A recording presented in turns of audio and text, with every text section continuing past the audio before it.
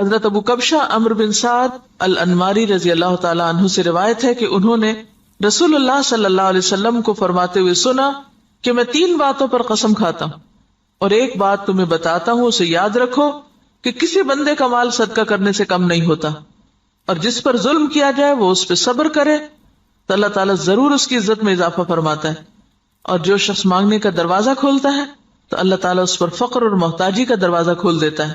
اور ایک بات میں تمہیں بتاتا ہوں، پس اسے یاد رکھو، دنیا میں 4 قسم کے لوگ ہیں۔ ایک وہ بندہ جسے اللہ نے مال اور علم عطا کیا، پھر وہ ان کے بارے میں اللہ سے ڈرتا ہے اور رشتہ داروں سے حسن سلوک کرتا ہے، اور ان میں جو اللہ کا حق ہے اسے پہچانتا ہے، اور یہ شخص جنت کے سب سے افضل درجوں میں ہوگا، بہت اونچا۔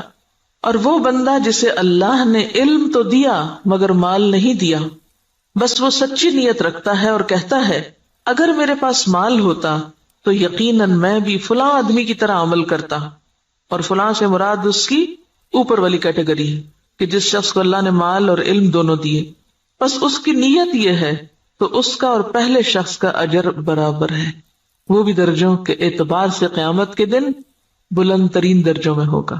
اور وہ بندہ جسے اللہ نے مال دیا اور علم نہیں دیا، بس وہ بغیر علم کے اندھا دھند طریقے سے خرچ کرتا ہے، اس کے بارے میں نہ اپنے رب سے ڈرتا ہے، نہ رشتہ داروں کے حقوق ادا کرتا ہے، اور نہ اللہ کا کوئی حق اس میں پہچانتا ہے، نہ اللہ کا حق دیتا نہ بندوں کا، تو یہ سب سے بدترین منزلت پر ہے۔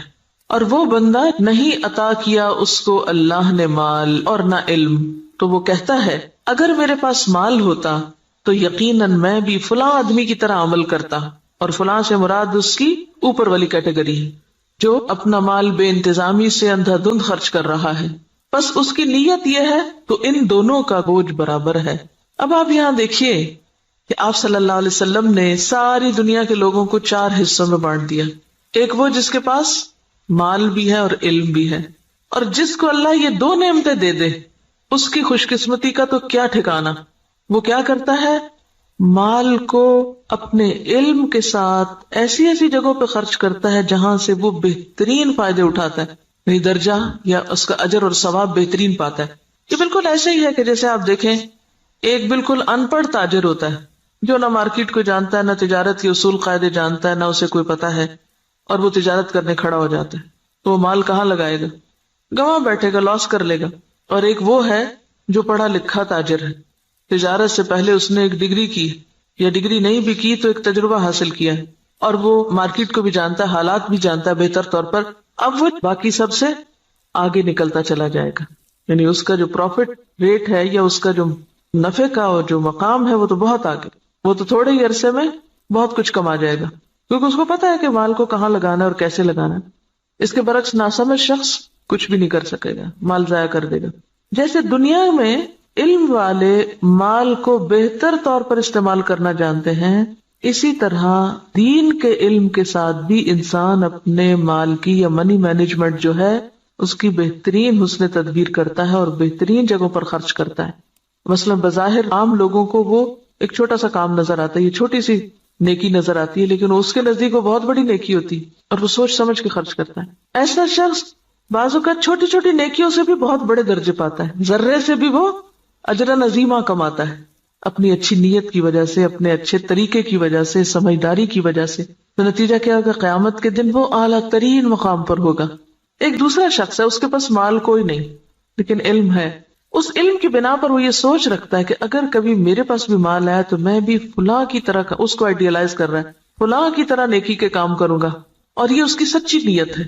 تو نیت کہتے ہیں پکے ارادے کو، نیت خوش خیالی کو نہیں کہتے، یا کسی خوش فہمی کا نام نیت نہیں ہوتا۔ ہم عام طور پر نیت کس کو قرار دیتے ہیں؟ بس ایک خیال آ جانا، وہ بڑی اچھی نیت ہے، اور تھوڑی دیر کے لیے خوش ہو جانا اپنی نیت سے۔ نہیں، نیت محض خیال نہیں، نیت کیا ہے؟ پکا ارادہ، سچا عزم۔ دنیا ادھر کی ادھر ہو جائے اور وہ شخص نہ بدلے، اس کی نیت نہ پھرے، اس کے ارادے نہ بدلیں، حالات کچھ بھی ہو اس کے ارادے نہ بدلیں۔ ہمارا عام طور پہ کیا حال ہوتا ہے؟ جب ہم اللہ سے راضی ہوتے ہیں تو اللہ کی راہ میں بہت کچھ خرچ کرنا چاہتے ہیں، نیکی بھی بڑی کرنا چاہتے ہیں، جب اللہ سے ناراض ہوتے ہیں پھر کیا کرتے ہیں؟ کسی بندے سے ہم راضی ہوتے ہیں تو اس پہ خوب لٹاتے ہیں، اور جب اگر اس بندے سے ناراض ہو جائے تو پھر ہم اس کو کیا دیتے ہیں؟ پھر اس کو آگ کر دیتے ہیں۔ ایسا ہی ہے نا؟ تو یہ سچی نیت ہے، پکا ارادہ نیکی کرنے کا نہیں. پکے ارادے والا کون ہوتا ہے؟ جو کسی کی تعریف، تنقید، حالات کے اچھے یا برے ہونے سے کوئی اثر قبول نہ کرے. جو اس نے نیکی کا ارادہ کیا تھا، ٹھانا تھا، وہ اس پہ جمع رہے کہ میں کسی کی باتوں میں آ کر اپنا کام چھوڑ دوں، کسی کے بہلانے سے، کسی اور دنیا کے حقیر فائدے کی خاطر میں اپنے مشن کو قربان کر دوں. نہیں، وہ احمق و بے وقوف شخص نہیں ہے کہ ایک ہوا کے جھونکے سے ادھر کو اڑ جائے اور دوسرا آیا تو ادھر اڑ جائے. وہ جم کے رہتا ہے اپنے مشن میں، اپنے سوچ میں، اپنے نیکی کا جو ارادہ اس نے کیا اس کو کوئی چیز متزلزل نہیں کرتی. ہمارا حال دیکھیں نا، ہم کئی دفعہ مال خرچ کرنے کا سوچتے ہیں، پھر تھوڑی دیر بعد شیطان آ جاتا ہے اور وہ کیا کرتا ہے؟ نیت خراب کر دیتا. ہوتا ہے نا ایسے کہ نہیں ہوتا کبھی آپ کے ساتھ؟ یہ سچی نیت کوئی نہیں ہوتی. سچی نیت تو وہ ہوتی ہے کہ بس آپ نے کر لی اور اب دنیا ادھر کی ادھر ہو جائے اور آپ نے کرنا ہی کرنا ہے. ایسی نیت اگر کسی کی ہے اور مال نہیں بھی تو اللہ تو نیتوں کو جانتا ہے نا. ہم عام طور پہ کب کہتے ہیں اللہ نیت جانتا ہے میری؟ صرف خود کو کور کرنے کے لیے. ایسے شخص کو اللہ تعالیٰ بغیر کچھ کیے بھی وہی درجہ دے گا جو ایک کرنے والا کر کے لے رہا ہے. محض نیت کی سچائی کی وجہ سے، ارادے کی پختگی کی وجہ سے، خیر پر استقامت کی وجہ سے. تو یہ چیز دین میں بہت ضروری ہے. تیسرا وہ شخص ہے کہ جس کے پاس مال ہے، علم کوئی نہیں. اب یہ الٹ گیا قصہ، پہلے کے پاس علم تھا، مال کوئی نہیں تھا. اب اس کے پاس مال ہے، علم کوئی نہیں. اب وہ کیا ہے؟ بس جدھر اس کی خواہش نفس کہتی ہے، جدھر لوگ کہتے ہیں، جدھر اور لوگ جو کچھ کر رہے ہیں وہ بھی اندھا دھند وہی مال خرچ کرنا شروع کر دیتا ہے، دکھاوے میں، ریاکاری میں اور دنیاوی شہرت کے لیے. اب ظاہر پوچھ ہوگی. آپ کو پتا ہے کہ ابن آدم کے قدم ٹلیں گے نہیں قیامت کے دن جب تک کہ وہ 5 باتوں کے جواب نہ دے دے. اور اس میں سے ایک سوال کیا ہوگا؟ مال کہاں سے کمایا اور کہاں خرچ کیا، یہ پوچھا جائے گا. ایسا نہیں ہے کہ بس آپ چھوڑ دیے جائیں گے کہ بھیا اللہ میرا مال تھا، میری مرضی. یہ بات نہیں ہے. مال اللہ کی دی ہوئی ایک امانت ہے آپ کے پاس، اس کو اللہ کی مرضی کے مطابق ہی خرچ کرنا ہے. یہ نہیں کہ اگر آپ کو مال مل گیا تو اختیار بھی مل گیا. منمانی کرنے کا اختیار تو نہیں مل جاتا مال ملنے سے، یہ ملتا ہے ویسے ہم نے لیا ہوا ہے. ہم اپنے مال کو خرچ کرتے وقت کیا ذہن میں رکھ کے خرچ کرتے ہیں؟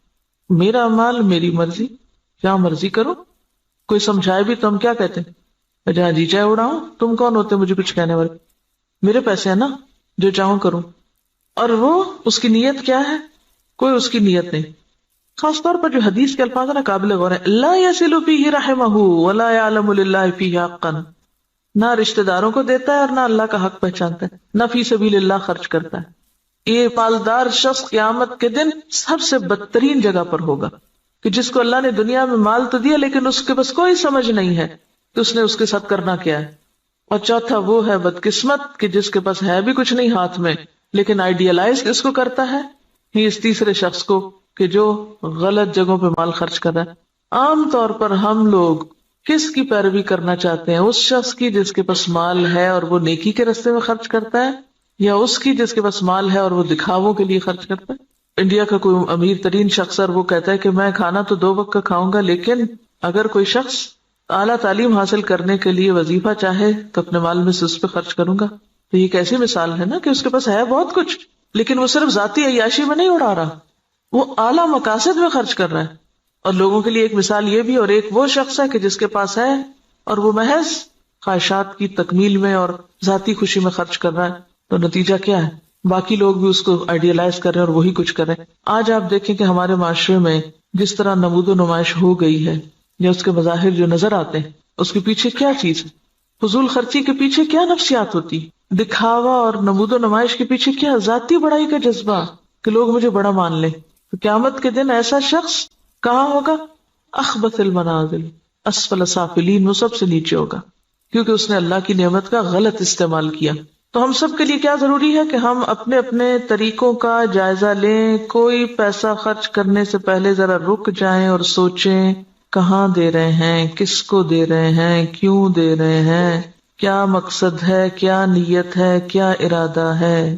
اور اگر مقاصد چھوٹے چھوٹے ہیں، صرف دنیا سامنے ہے تو چھوٹا دل ہے اور چھوٹی جزا ہے. اور اگر دل بڑا ہے، مقاصد بڑے ہیں تو ذات سے بھی کاٹ لیں گے، اپنے آرام سے بھی کاٹ لیں گے اور بڑی جگہ پر انویسٹ کریں گے. صرف زبان کے ذائقے پر ہی خرچ کرتے چلے جانا، صرف دل کے سکون میں لباس پر ہی خرچ کرتے چلے جانا، صرف اپنی ذات ہی کو یا اپنے ہی آرام کو دیکھتے چلے جانا اور دین کے اور اعلیٰ ترین مقاصد کو بھول جانا، تو دنیا میں بھی مسلمانوں کو کس سے دوچار کر رہا ہے. اب دیکھیے، ہم نے بہت اس پر پہلے بھی بات کی تھی کہ ترقی یافتہ قومیں، آپ کو پتا 40% تک ٹیکس ہوتا ہے ان کا، 40 بازوں کا 60% بھی ٹیکس ہوتا ہے، کہ آپ نے 100 روپے کمایا 60 روپے دے دیجئے گورنمنٹ کو، وہ آپ کے لیے سڑکیں بنائے، اسپتال بنائے، ریسرچ سینٹر قائم کرے تاکہ قوم ترقی کرے۔ ہمارا کیا حال ہوتا ہے کہ ہم جتنا بھی کمائیں وہ سارے کا سارا پلٹ کر اپنی جیب میں ڈالیں، گھر ہمارا محل ہو، سڑک اور گلی چاہے ہماری ٹوٹی پھوٹی ہو۔ اسی وجہ سے ہم اس حال میں ہیں کہ ہم بڑے مقاصد میں خرچ نہیں کر سکتے، اپنی ذات کے لیے اور اپنے ہی لیے، اور پھر اپنے اوپر خرچ کرنے کے لیے ایسے ایسے طریقے اختیار کرتے ہیں کہ جس سے اجتماعی فائدہ پیچھے چلا جاتا ہے۔ اب دیکھیے کہ ایک قطرہ جب دریا میں ملتا ہے تو کیا ہو جاتا ہے، وہ کیا کہلاتا ہے؟ دریا کہلاتا ہے۔ اور جب وہ صرف قطرہ رہتا ہے تو وہ اپنی انفرادیت بھی کھو دیتا ہے، اپنی آئیڈینٹی بھی ختم کر دیتا ہے۔ اگر ہم صرف اپنی ذات کو نمایاں کرتے رہے تو ختم ہو کے رہ جائیں گے، اور اگر ہم نے یہ سب کچھ اچھے مقاصد کے لیے اپنے آپ کو بھی اور اپنے مال اور اپنے اوقات کو بھی لگایا تو پھر اعلیٰ ترین منازل پا سکتے ہیں۔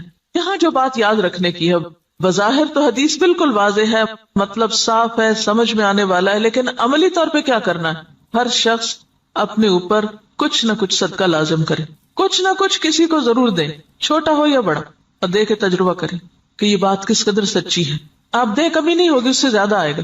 نمبر 2، سوچے کس نے آپ پر کوئی ظلم یا زیادتی کی، نہیں یاد آ رہا تو ذرا غور سے یہ ذرا ذہن پہ زور ڈالیں۔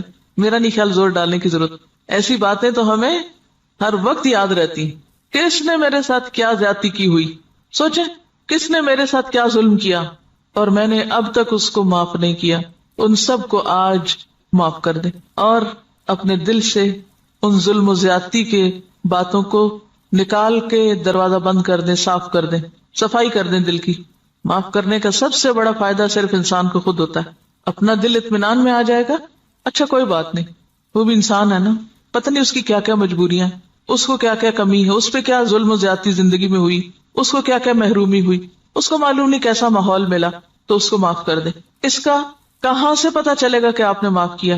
آج کے بعد ان باتوں کو زبان پہ نہیں لانا، چھیڑنا نہیں، ذکر نہیں کرنا، ورنہ ہوتا کیا ہے، جب کوئی آپ کو مزید پھر دوبارہ زیادتی کرتا ہے تو آپ جس چیز کو معاف کر چکے تھے اس کو بھی ساتھ جمع کر لیتے ہیں، اگلی زیادتی تو اگلی ہے، پچھلی بھی ساری لے آتے ہیں واپس۔ کڑوی باتیں نہیں دہرانی، منہ کڑوا ہو جاتا ہے۔ صبر، برداشت، پی جائیں۔ یہ صرف آپ کی سوچ کی بات ہے، آپ سوچیں کہ میں نے کر دیا اور آپ دیکھیں کہ اللہ آپ کی مدد کرے گا اور ہو جائے گا، کیونکہ میں نے بارہا اس کا تجربہ کیا ہے، بارہا، اور اتنا فائدہ ہوا ہے، میں تو یہ کہتی اللہ میرے حافظے سے بھی نکال دے، میرے پاس وقت نہیں ہے ان باتوں کو یاد کرنے کا۔ اور جو زیادتی کرے اس کے ساتھ احسان، وہ بے رخی کرے آپ اس کے پاس چلے جائیں۔ ہے مشکل، لیکن نبی صلی اللہ علیہ وسلم نے قسم کھا کے یہ بات فرمائی ہے، اگر آپ کو واقعی آپ کی قسم پر اعتبار ہے، آپ یہ سوچیے مجھے اپنے پیغمبر کی قسم کا اعتبار ہے، اللہ میری عزت میں ضرور اضافہ کرے گا اگر میں دوسرے کو معاف کر دوں گا۔ اور یہاں صرف معاف نہیں کرنے کی بات بلکہ صبر علیہا، کیونکہ جب تک صبر نہ ہو، برداشت نہ ہو، معاف نہیں ہو سکتا۔ معاف کرنے کے لیے اسے پینا پڑتا ہے، جیسے دوائی کا کڑوا گھونٹ پیا جاتا ہے۔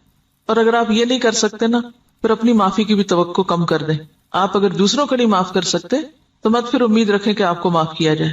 اگر آپ واقعی چاہتے ہیں کہ اللہ آپ کی عزت میں اضافہ کرے، کیونکہ سارے کام تو آپ اپنی عزت ہی بڑھانے کے لیے کر رہے ہوتے ہیں لیکن الٹے کر رہے ہوتے ہیں، تو جو نسخہ نبی صلی اللہ علیہ وسلم نے بتایا ہے اس کو عمل کر کے ایک دفعہ دیکھیں۔ ہے حوصلے کی بات لیکن کر سکتے ہیں، ایسا نہیں کہ کیا نہیں جا سکتا۔ اگر آپ اپنی جان کے دشمنوں کو معاف کر سکتے ہیں، حمزہ کے قاتل وحشی کو معاف کر سکتے ہیں، ابو سفیان کی بیوی کو معاف کر سکتے ہیں، ہند کو معاف کر سکتے ہیں، کوئی بدلہ نہیں لیتے، کوئی انتقام نہیں لیتے، کوئی جرمانہ نہیں لیتے، تو وہی لوگ تو پھر آگے جا کے دین کی خدمت اور دین کی عزت کا ذریعہ بنتے ہیں۔ یہ عمل کا وقت ہے۔ اور تیسری چیز، لوگوں سے توقع ہٹا دیں، لوگوں کے سامنے ہاتھ نہ پھیلائیں، لوگوں کا بھروسہ چھوڑ کے اللہ پہ بھروسہ کریں، اللہ کی طرف توجہ کریں، کیونکہ جب انسان لوگوں کے سامنے ہاتھ پھیلانے لگتا ہے، لوگوں پہ توقع رکھنے لگتا ہے، تو نتیجہ کیا نکلتا ہے؟ صرف مایوسی ہوتی، صرف حسرتیں ہی جنم لیتی، لوگوں سے استغنا برتے ہیں۔ کسی شخص کے بارے میں اگر آپ کا علم یقین کی حد تک بھی ہونا کہ یہ شخص میرے لیے برا سوچتا ہے، آپ اچھا سلوک شروع کر دیں، آپ کا حسن اخلاق اس کا ذہن آپ کے بارے میں ضرور بدلے گا۔